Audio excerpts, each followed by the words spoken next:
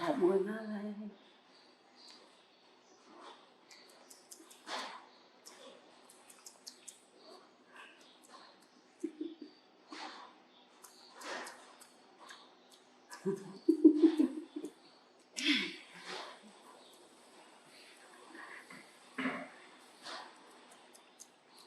Mất quá ta, nên người mà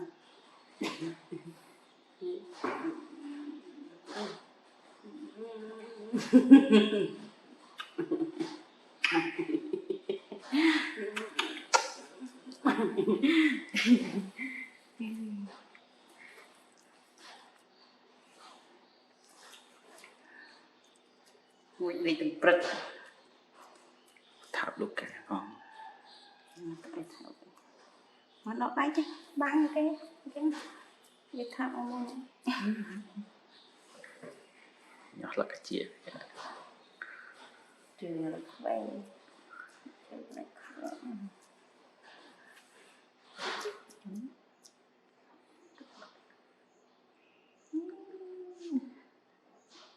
ngồi đây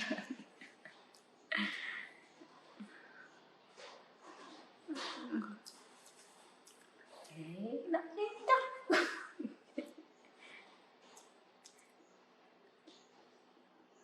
nhìn là cái chia lên nhìn nhé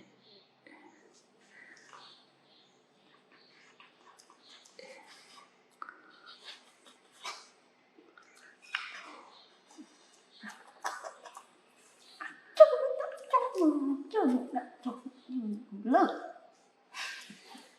cái một lát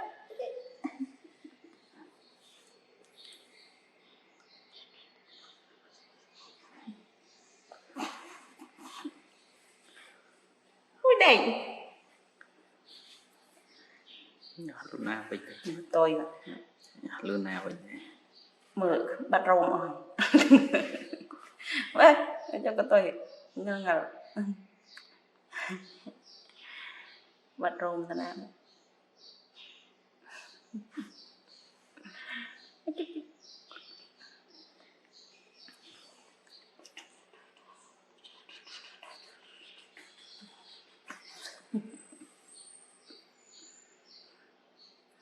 Luna mà con mẫu mặt mày này bị ôn này ôn miệng bị ha có phụ ôn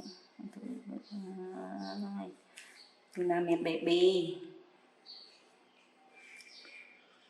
đó miệng là tên miệng đúng rồng baby Luna has baby with Oli. It's time only for Oli. buộc cái thống á mất nạn này mà nạn này mà này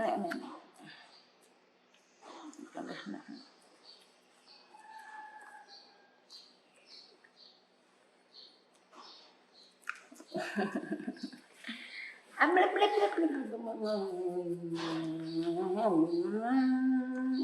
mình bị cha mua như là tụi mình nha mua nha có mua như là tụi mình mua Lucas not baby.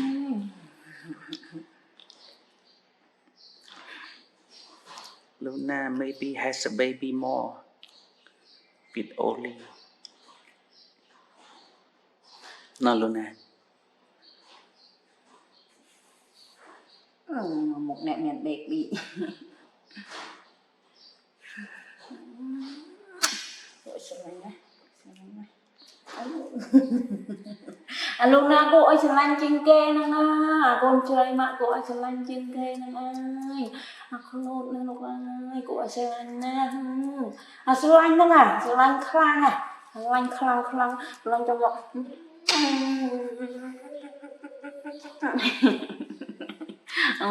cái nhảy cái mà cái nhảy cái sẽ lanh cái nhảy chứ lúc nào chúng nó nhà luôn na chết trên kê nè ngầm blam blam đá nằm blam blam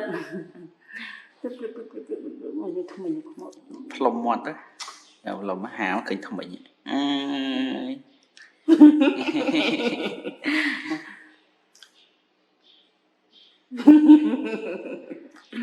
thiệt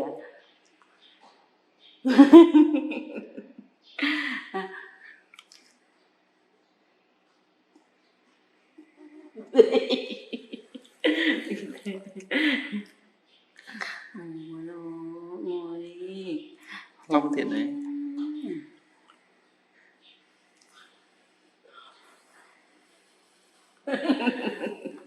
thông mình lắm là trụ mơ thông mình nhiều không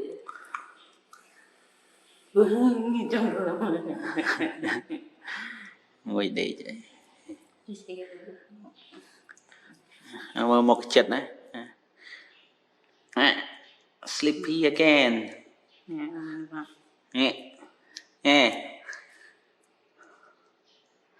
you are not baby right now I'm checking your mom maybe have a baby more and this Luca is one more baby has name what we ask everyone for a new baby for Luna Luca Luki Luco I like Luki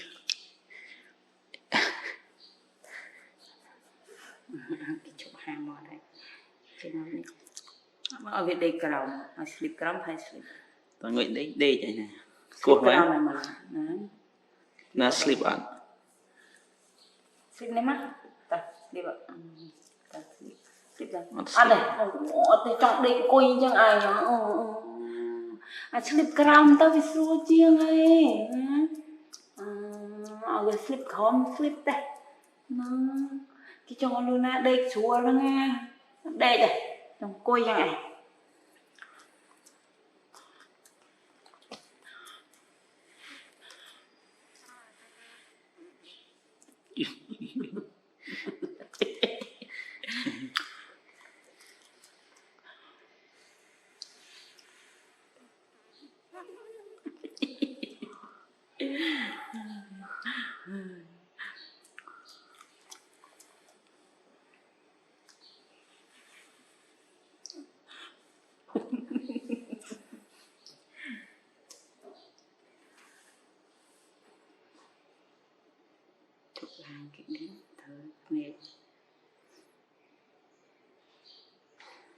đồ nè tao you know am I sleepy ta Phật đọc cố ta chưa đọc câu thế này là đọc câu à tôi lướt đọc nó bật này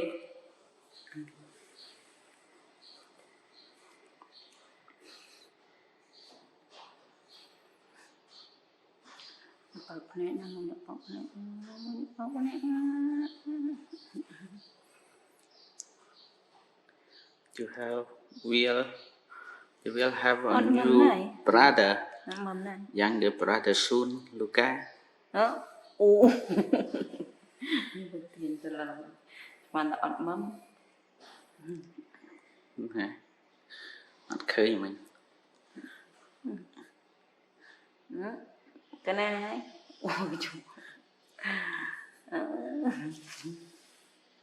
cái gì Luca do you want sister or brother if mommy Luna has a baby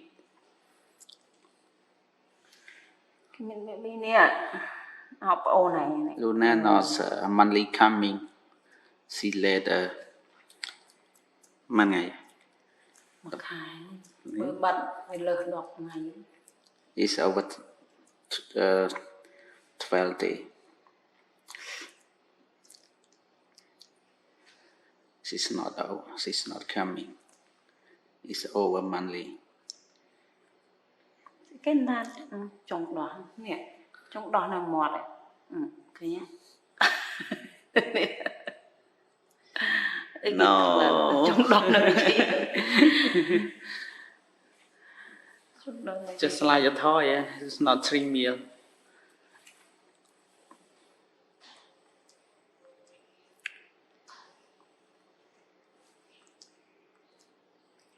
Đồ nè. Đồ nè. Nè.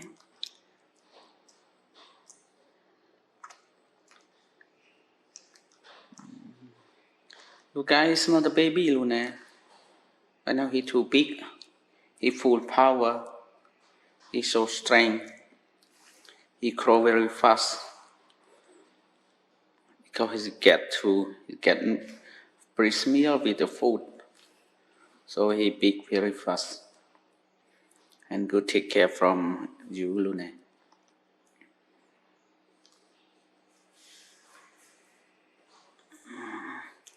But Luca is very aggressive.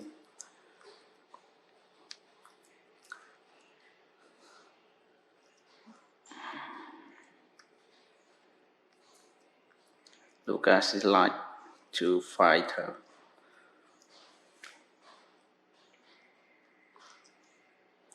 Oh, his fur he changed to normally before his white skin. Right now he changed to normal. Luna.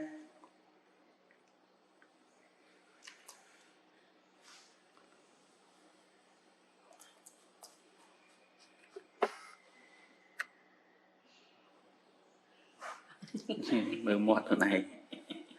Trong mơ mọt rồi nhỉ. Dạ.